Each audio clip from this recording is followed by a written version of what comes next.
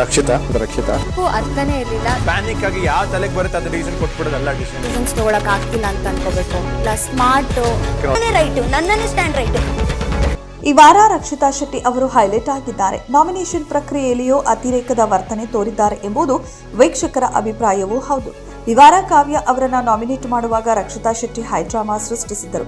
Strategy ಏನು ಅಂತ ಗೊತ್ತಿಲ್ಲದೆ ಕಾವ್ಯ ಅವರನ್ನ ರಕ್ಷಿತಾ ಶೆಟ್ಟಿ ಡೇಂಜರ್ ಝೋನ್ಗೆ ತಳ್ಳಿದರು. ಈ ಬಗ್ಗೆ ಮನೆಯಲ್ಲಿ ಚರ್ಚೆಗಳು ಕೂಡ ನಡೆದಿತ್ತು. ಇದೀಗ ಬಿಗ್ ಬಾಸ್ ಕೊಟ್ಟ ಟಾಸ್ಕ್ನಲ್ಲಿ ಬಹುತೇಕ ಸದಸ್ಯರು ಸರಿಯಾಗಿ ನಿರ್ಧಾರ ತೆಗೆದುಕೊಳ್ಳಲು ರಕ್ಷಿತಾ ಯೋಗ್ಯರಲ್ಲ ಎಂದಿದ್ದಾರೆ. ಹೌದು, ರಕ್ಷಿತಾ ಅರ್ಥನೇ ಇರಲಿಲ್ಲ. ಪ್ಯಾನಿಕ್ ಆಗಿ ಯಾವ ತಲೆಗೆ ಬರುತ್ತೆ ಅದು ರೀಸನ್ ಕೊಟ್ಬಿಡೋದಲ್ಲ.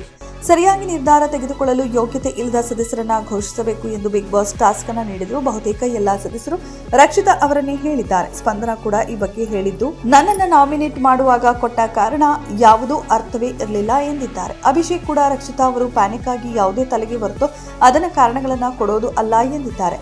ರಕ್ಷಿತಾ ಈ ಬಗ್ಗೆ ಪ್ರತಿಕ್ರಿಯಿಸಿ, ನನಗೆ ಯಾವಾಗ ಏನ್ ನಿರ್ಧಾರ ತೆಗೆದುಕೊಂಡು ಹೇಳಬೇಕು ಅದನ್ನ ನಾನು ಆ ಕ್ಷಣಕ್ಕೆ ಯೋಚನೆ ಮಾಡಿಯೇ ಹೇಳುತ್ತೇನೆ ಎಂದಿದ್ದಾರೆ. ಕಾವ್ಯ ಮಾತನಾಡಿ, ಚಿಕ್ಕ ಹುಡುಗಿ ನಿರ್ಧಾರ ತೆಗೆದುಕೊಳ್ಳಲು ಆಗ್ತಾ ಇಲ್ವಾ ಅಂತ ಹೇಳೋದಾ ಅಥವಾ ಸ್ಮಾರ್ಟೋ ಅಂತ ಹೇಳಿಕೊಂಡಿದ್ದಾರೆ. ಡಿಸಿಷನ್ಸ್ ತಗೊಳಕ್ ಆಗ್ತಿಲ್ಲ ಅಂತ ಅನ್ಕೋಬೇಕು. ಪ್ಲಸ್ ಸ್ಮಾರ್ಟ್ ರೈಟ್, ನನ್ನನ್ನು ಸ್ಟ್ಯಾಂಡ್ ರೈಟ್. ಇನ್ನು ರಕ್ಷಿತಾ ಇತ್ತೀಚೆಗೆ ಅತಿರೇಕದ ವರ್ತನೆಯನ್ನ ತೋರುತ್ತಿದ್ದಾರೆ. ರಕ್ಷಿತಾ ಶೆಟ್ಟಿ ಅವರು ನಿನ್ನೆಯ ಟಾಸ್ಕ್ನಲ್ಲಿ ನಿಯಮ ಉಲ್ಲಂಘನೆ ಕೂಡ ಮಾಡಿ ಧ್ರುವಂತ್ ಮಾತಿಗೆ ತಿರುಗಿ ಬಿದ್ದಿದ್ದರು. ಇದರ ಜೊತೆಗೆ ಉಳಿದವರು ಏನು ಹೇಳಿದ್ರು ಕೇಳದೆ ವ್ಯಂಗ್ಯವಾಡಿದರು. ಇದೆಷ್ಟು ಇಂದಿನ ಬಿಗ್ ಬಾಸ್ನ ಅಪ್ಡೇಟ್ಸ್. ಮತ್ತಷ್ಟು ಬಿಗ್ ಬಾಸ್ನ ಅಪ್ಡೇಟ್ಸ್ಗಳಿಗಾಗಿ ತಪ್ಪದೇ ಈ ನಮ್ಮ ಚಾನೆಲ್ ಅನ್ನ ಸಬ್ಸ್ಕ್ರೈಬ್ ಮಾಡ್ಕೊಳ್ಳಿ. ರಕ್ಷಿತಾ ಅರ್ಥನೇ ಇರಲಿಲ್ಲ. ಪ್ಯಾನಿಕ್ ಆಗಿ ಯಾವ ತಲೆಗೆ ಬರುತ್ತೆ ಅದು ರೀಸನ್ ಕೊಟ್ಬಿಡೋದಲ್ಲ. ಡಿಸಿಷನ್ಸ್ ತಗೊಳಕ್ ಆಗ್ತಿಲ್ಲ ಅಂತ ಅನ್ಕೋಬೇಕು. ಪ್ಲಸ್ ಸ್ಮಾರ್ಟ್ ರೈಟ್, ನನ್ನನ್ನು ಸ್ಟ್ಯಾಂಡ್ ರೈಟ್.